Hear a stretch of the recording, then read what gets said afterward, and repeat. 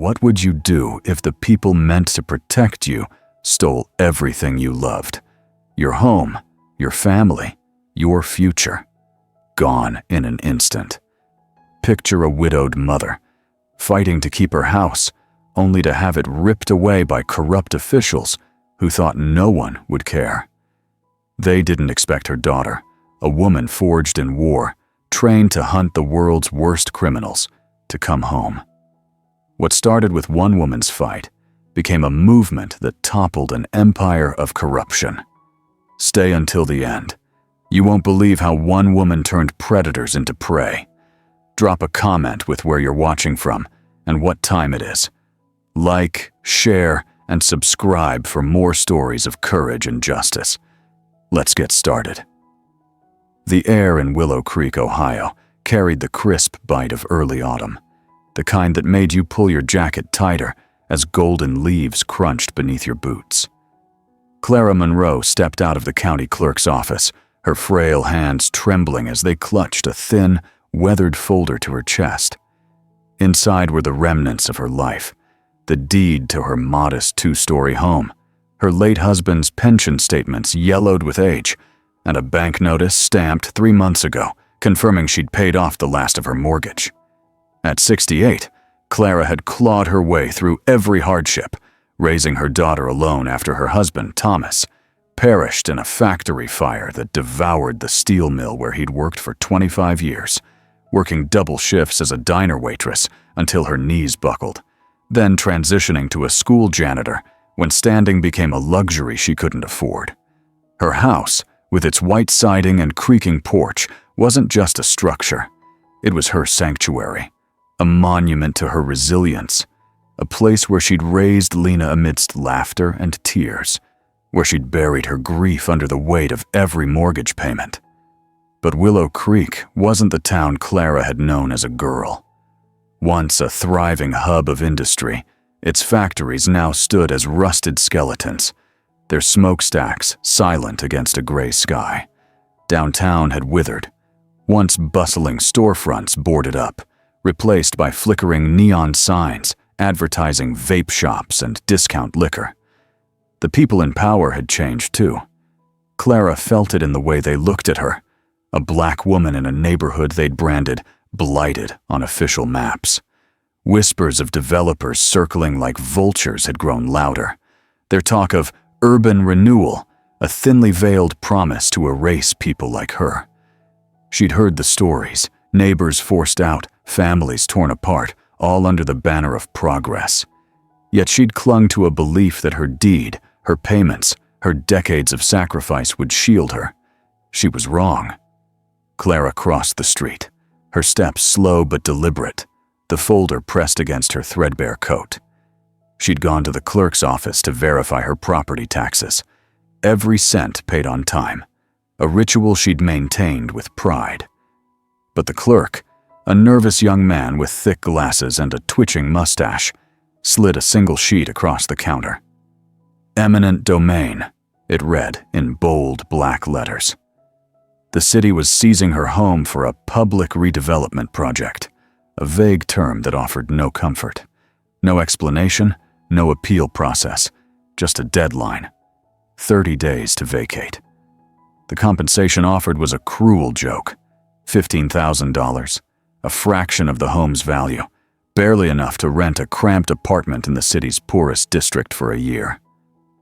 Clara's heart thudded as she walked home, her mind a storm of disbelief and rage. She'd heard the rumors. Mrs. Henderson down the block, evicted after a fabricated line.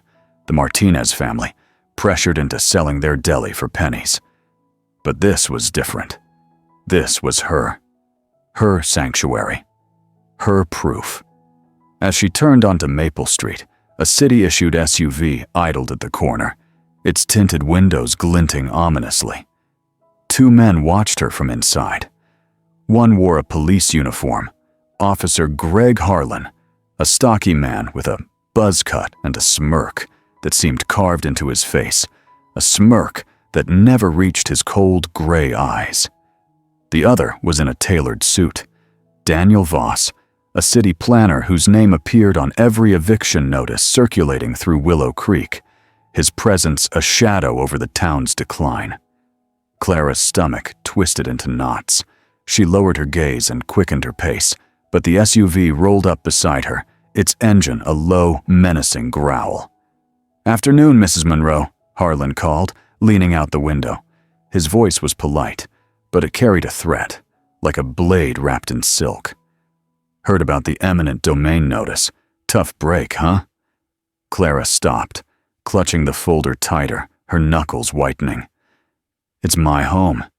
I paid for it. You can't just take it." Voss stepped out, adjusting his silk tie with a practiced motion. "It's not about what you paid, ma'am. It's about the greater good. The city needs this land for a new commercial hub. Jobs, growth, progress. You understand, don't you?" "Progress." Clara's voice trembled, but she straightened her shoulders, meeting his gaze. "You're stealing from people who've lived here their whole lives. Where am I supposed to go? A shelter? A cardboard box?" Harlan chuckled, a sound that grated like sandpaper, and climbed out to join Voss. He towered over her, his shadow swallowing hers on the pavement. "You've got 30 days to figure that out, or we can make it quicker." He leaned in, his breath hot and sour. "Heard you've got a daughter out west. Maybe it's time to move in with her. Save everyone some trouble." Clara's blood ran cold. She hadn't spoken of Lena to anyone in years, not since her daughter left for a job shrouded in secrecy, a life Clara only guessed at through cryptic phone calls. How did they know? The realization hit her like a punch. They'd been watching. She backed away, her voice steady despite the fear clawing at her throat. "You don't get to tell me where to go. This is my home." Voss's smile was thin, predatory. "Not for long. Sign the compensation agreement, or we'll drag you through the courts. You won't win." Harlan stepped closer, his presence suffocating. "And don't think about stirring up trouble.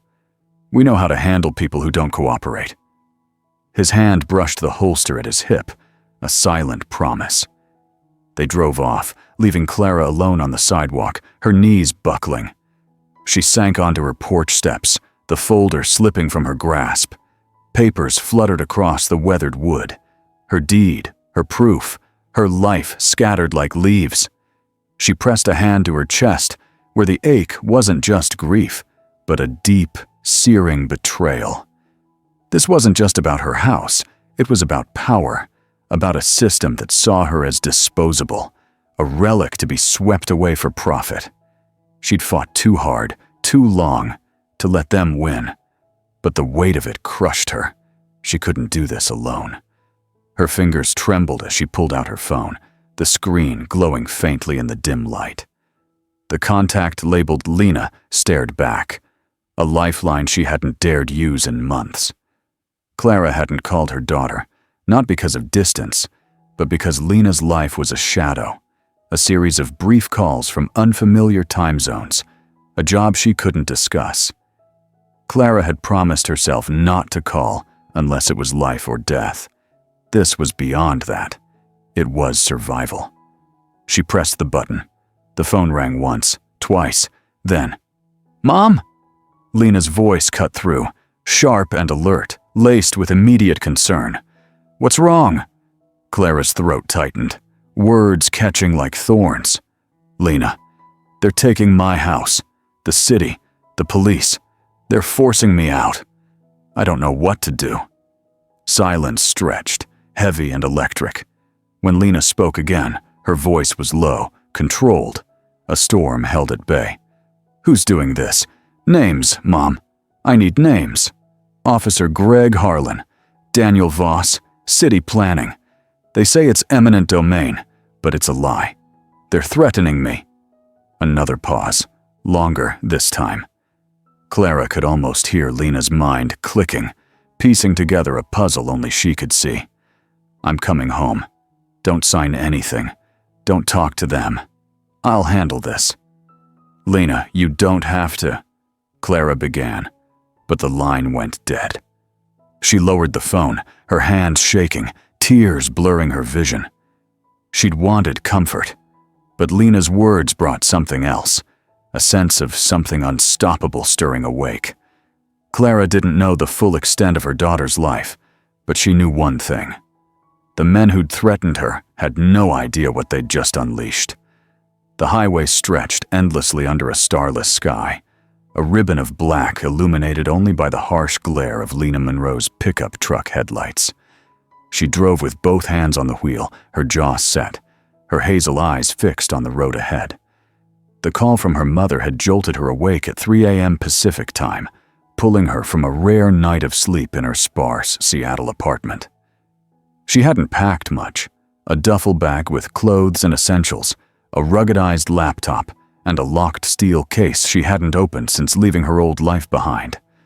The moment her mother's voice broke, Lena was already moving, her instincts kicking in like muscle memory.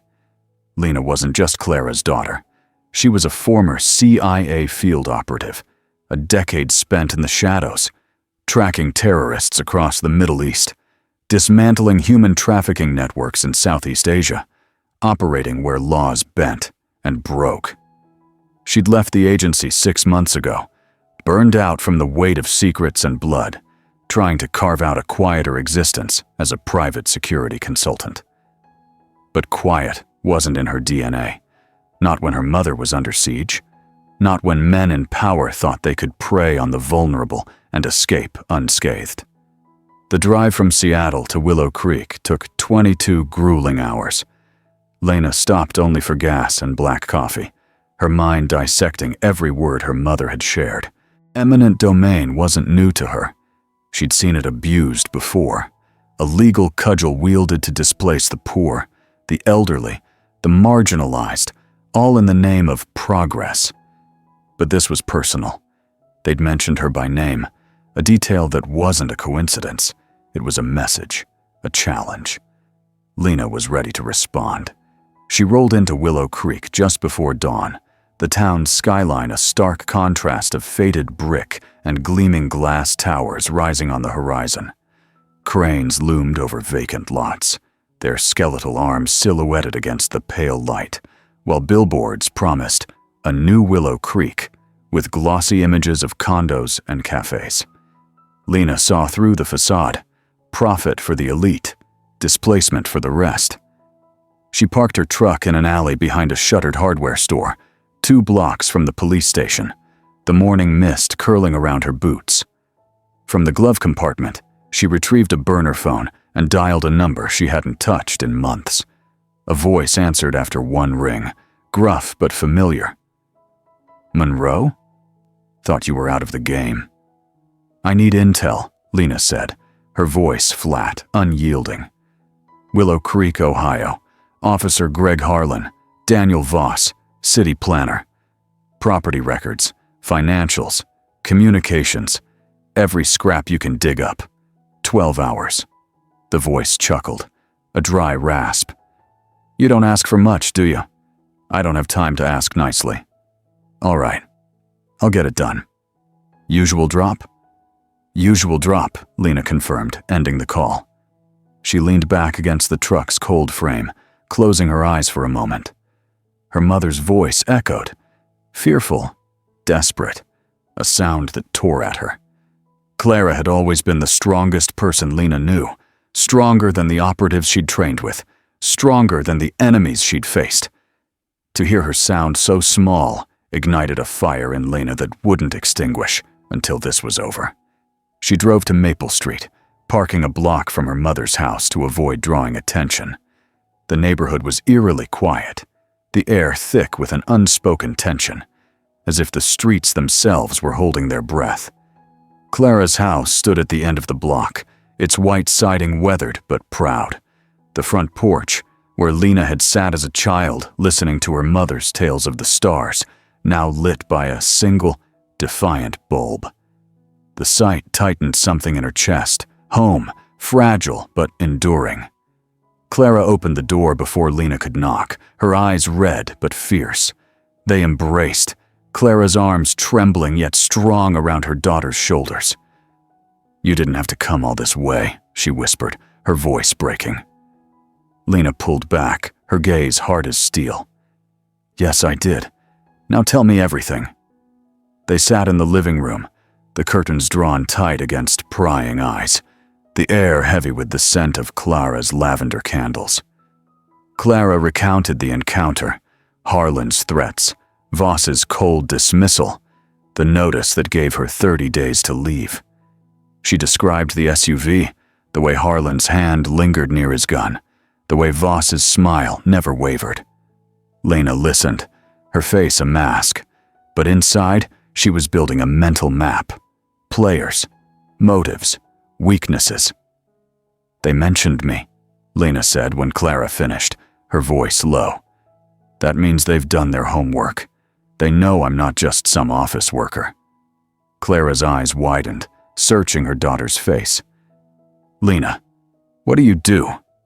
Really? I've always wondered, but you never… Lena cut her off gently, her expression softening for a moment.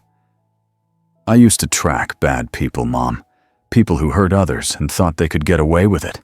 Terrorists, traffickers, warlords. I worked in places you can't find on a map. Now I'm tracking these ones. Clara reached for her hand, her grip firm despite her age. Be careful, baby. They're not just bullies. They've got the whole city behind them. The police, the courts, maybe more. Lena squeezed back, a promise in her touch. Not for long. After ensuring Clara was safe, Lena slipped into her old bedroom, now a guest room with faded posters of rock bands and a sagging bed. She unpacked her duffel, a secure laptop with encrypted drives, a signal jammer the size of a deck of cards, a kit of surveillance gear including micro-drones and audio bugs. No firearms, yet. Her weapons were information, precision, and the fear she could instill. She opened the intel her contact had sent, a flood of data that painted a chilling picture. Greg Harlan, 39, 15 years on the force, a trail of complaints for excessive force and racial profiling, all swept under the rug by a department that turned a blind eye. His bank records revealed small, irregular deposits, cash, untraceable, but consistent enough to suggest a pattern. Daniel Voss, 47, city planner, a former real estate developer with a past littered with lawsuits for shady deals, now tied to Pinnacle Development Group. Pinnacle had acquired half of Willow Creek's foreclosed properties over 4 years, flipping them into luxury condos and corporate offices for massive profits. The pattern was unmistakable. 18 homes seized through eminent domain or coerced sales, all in Black or Latino neighborhoods, all funneling wealth to Pinnacle's coffers through a web of shell companies. Lena leaned back, her mind connecting the dots. This wasn't just about her mother's house, it was a calculated land grab, a scheme to displace longtime residents and replace them with wealth that didn't belong here. The police and city officials weren't just complicit, they were the enforcers, the muscle behind Pinnacle's greed. She closed the laptop and stepped outside, the night air sharp against her skin. It was time to make her presence known.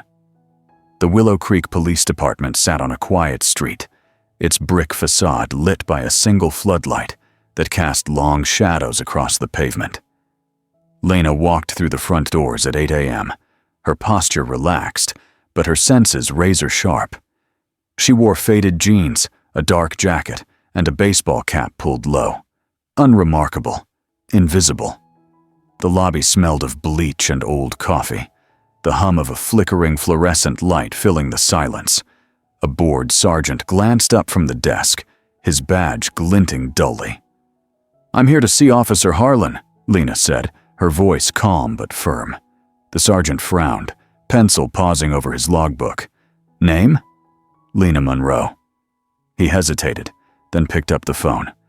Moments later, Harlan appeared, his uniform crisp, his eyes narrowing as recognition flickered. "Ms. Monroe," he said, his tone mocking, dripping with condescension. "Didn't expect you to show up so soon." Lena stepped forward, her gaze unflinching, a predator sizing up its prey. I'm here about my mother's house. You're trying to steal it." Harlan's smirk faltered for a split second, then returned, sharper. "Eminent domain's legal, lady. Take it up with the city." "I'm taking it up with you," Lena countered, her voice steady.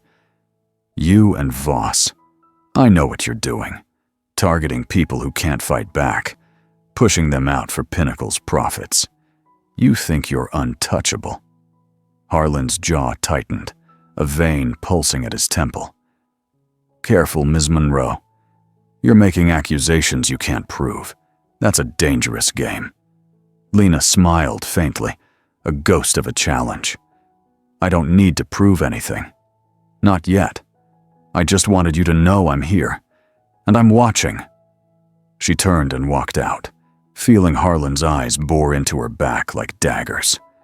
Outside, she slipped into her truck and activated a micro-drone she'd deployed in the lobby's ceiling vent during her approach. It would record everything: conversations, movements, the cracks in their armor.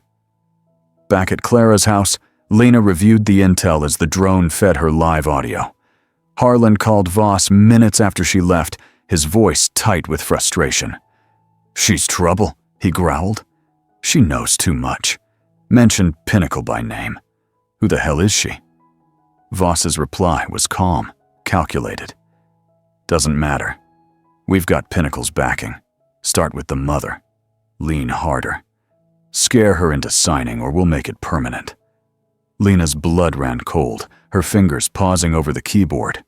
They weren't just planning to take the house. They were escalating, willing to cross lines she'd seen before in war zones. She opened her laptop and began mapping their network. Pinnacle's board members, their financial trails, their connections to City Hall. By midnight, she had a plan, a strategy to dismantle them piece by piece. The next phase was pressure. Lena didn't want to destroy Harlan and Voss outright. She wanted them to feel the walls closing in, to sweat under the weight of their own greed. She started small, planting GPS trackers on Harlan's patrol car and Voss's SUV under the cover of dusk, her movements swift and silent. A close call came when a Pinnacle security guard patrolled the lot, his flashlight sweeping the shadows. Lena crouched behind a dumpster, her breath shallow, the beam grazing her boot. One wrong move, and she'd be exposed. She waited, muscles coiled, until the guard muttered into his radio and turned away. She slipped the tracker into place and melted into the night. She hacked into their personal emails next, pulling threads that led to Pinnacle's CEO, Richard Caldwell, a former state senator with a reputation for burying scandals under layers of influence. Caldwell's correspondence revealed plans for a gentrification corridor, a multi-million-dollar project to transform Willow Creek into a corporate playground, funded by displaced residents' properties. Lena visited neighbors, collecting stories that fueled her resolve. Mrs. Rivera, a 72-year-old widow who'd lost her home over a trumped-up code violation, her arthritis worsening in a rented trailer. Mr. Thompson, a retired mechanic whose savings were seized under suspicious activity claims, leaving him penniless. The Garcia family, who'd endured nightly harassment until they sold their bodega for a fraction of its worth. Each tale was a brick in the wall she was building against them. 3 days later, Lena made her first public move. At 2 a.m., the police station's parking lot erupted in chaos, alarms blaring, lights flashing red and blue. Officers stumbled out, weapons drawn, to find 3 patrol cars spray-painted with the words, "Thieves and Liars." Taped to Harlan's windshield was a grainy photo. Harlan accepting a cash envelope from Voss in a back alley, the timestamp clear as day. Lena watched from a rooftop across the street, her pulse steady, the cool night air brushing her face. The message was unmistakable. She wasn't a ghost, and neither were they. Harlan's reaction was immediate. The drone in his office captured him shouting at Voss over the phone, his voice a mix of rage and panic. "She's not just some angry daughter. She's got skills, resources, tech, surveillance. Who the hell is she?" Voss's tone was colder, more detached. Doesn't matter. Pinnacle's got our backs. She's one woman against a machine. Start tightening the screws. Hit the mother harder. Lena smiled grimly. One woman. That was their fatal miscalculation. The pressure didn't relent. Lena's tech contact dug deeper, uncovering Pinnacle's offshore accounts in the Cayman Islands, fake charities siphoning funds, and a trail of bribes to city council members and judges. She sent anonymized files to Emily Chen, a tenacious local journalist known for exposing corruption. Her byline, a beacon in a town starved for truth. Chen published a front-page story in the Willow Creek Herald. Is Willow Creek's redevelopment a scam? The article didn't name names, but cited anonymous sources and leaked documents, sparking a firestorm. Neighbors gathered at community centers, churches, and barbershops, sharing their own stories of harassment and loss, their voices rising in a chorus of defiance that couldn't be silenced. Harlan and Voss struck back, cutting Clara's vacate date to 15 days and stationing a patrol car outside her house, its presence a constant threat. Lena met Chen in a dimly lit diner on the town's edge, sliding a flash drive across the table. "This is partial," she said. "Enough to keep the story alive, but not my full hand." Chen pocketed it, her eyes narrowing. "You're playing a dangerous game, Monroe. These people don't lose quietly." Lena's gaze was unyielding. Neither do I. That night, Lena escalated. She infiltrated Pinnacle's downtown office, bypassing security cameras with a signal jammer and a forged ID badge she'd crafted from stolen data. The building was a fortress of glass and steel, its lobby monitored by motion sensors and guards. Lena moved like a shadow, her training kicking in, dodging a patrolling guard by sliding behind a potted plant, disabling a sensor with a quick pulse from her jammer. Inside, she planted listening devices in the boardroom and Caldwell's corner office, her fingers steady as she worked. By morning, she had recordings. Caldwell dismissing problem residents like Clara with a laugh, Voss plotting to neutralize Lena with hired muscle, Harlan suggesting an accident to force Clara's compliance. The recordings were her trump card, but she held them close.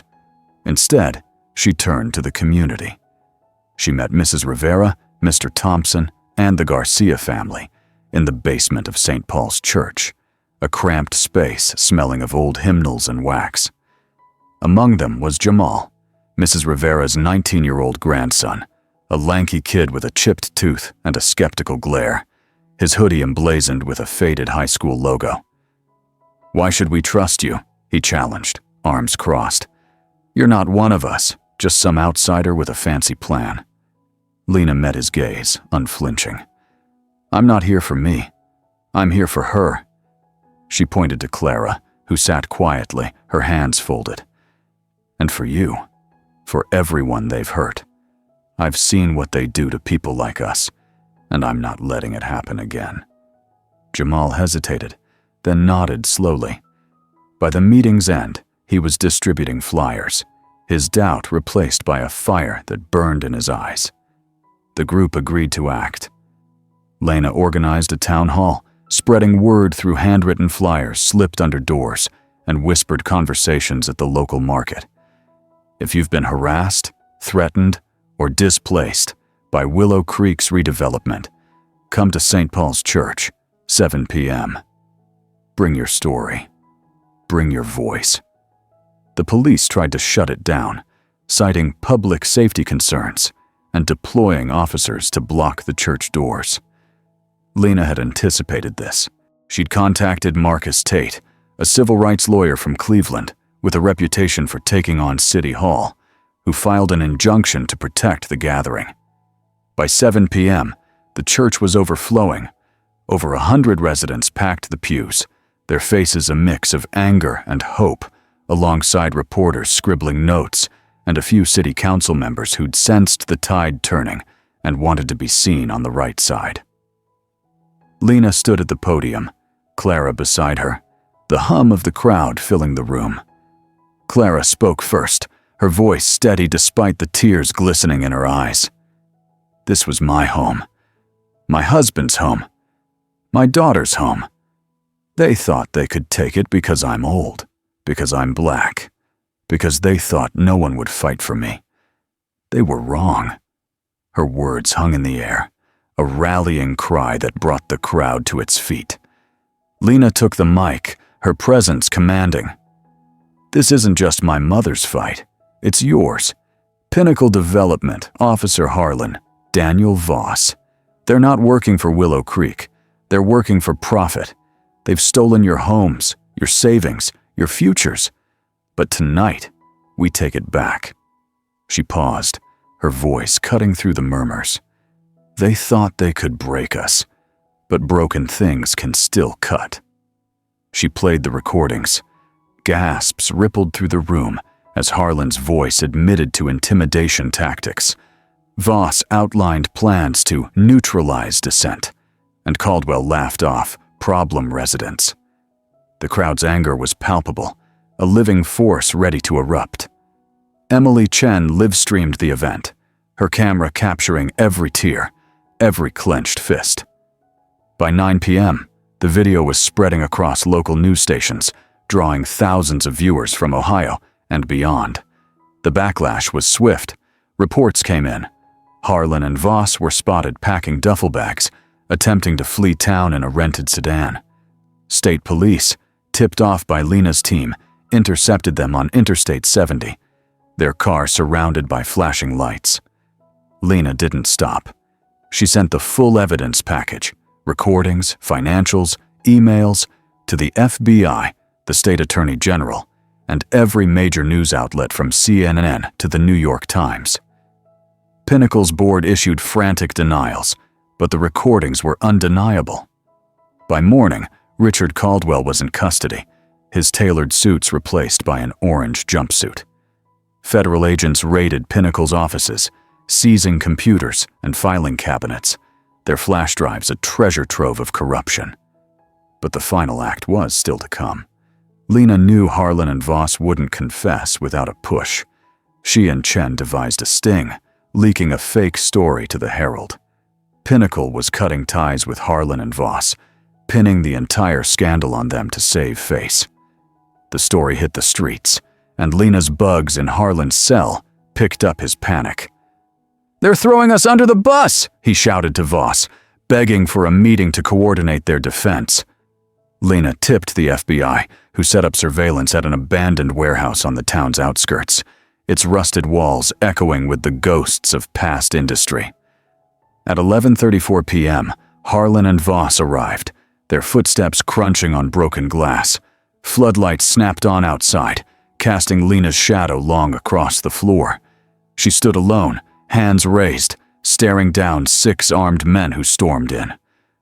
"Looking for me," she said, her voice steady, a challenge in her eyes. Their leader barked, "Down on the ground!" But before they could move, an FBI agent's voice crackled through hidden speakers. "State Police, you're surrounded. Stand down." Harlan and Voss, cornered, spilled everything. Pinnacle's orders, the bribes, the threats, even plans to stage an accident for Clara. The confessions were recorded, their voices trembling as the reality sank in. The FBI moved in, cuffing them mid-sentence, their pleas lost in the chaos. The confessions aired on national news the next morning, a bombshell that shook Willow Creek to its core. The town erupted, not in violence, but in unity. Protests filled the streets, signs reading "Justice for Willow Creek" and "Stop the Greed" held high, their chants echoing off the old brick buildings. The mayor resigned under pressure, his office a revolving door of investigators. Eminent domain laws were frozen pending a state review, and a federal task force was assembled to investigate Pinnacle's nationwide operations. Clara's house, and dozens of others, was returned to their rightful owners, the deeds restored with apologies that rang hollow but carried weight.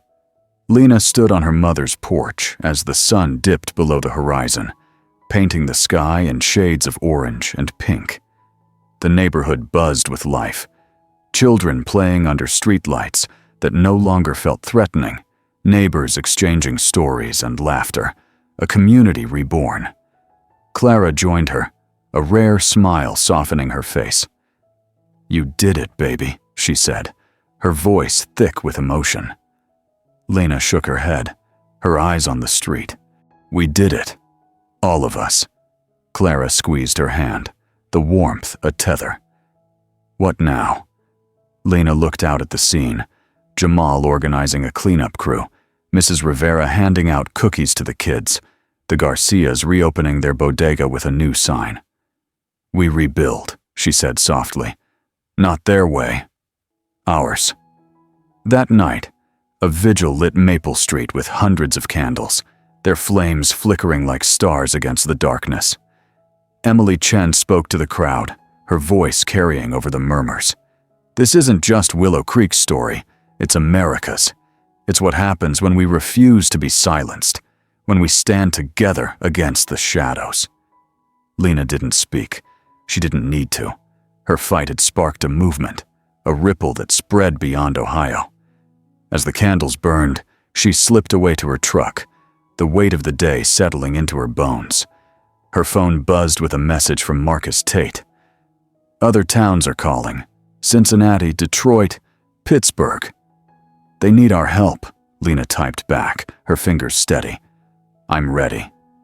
This isn't just about one woman or one town. It's about every community pushed to the edge, every family told their voice doesn't matter. It's the power of unity, of shining a light on the darkest corners, of fighting when the odds seem impossible. Lena Monroe didn't just save her mother's home. She reminded us that justice isn't given, it's taken. If this moved you, if it stirred your strength, like this video, share it with someone who needs this today. Subscribe for more stories of resilience and justice. Let's keep this fire burning. Together, we can change the world, one story at a time.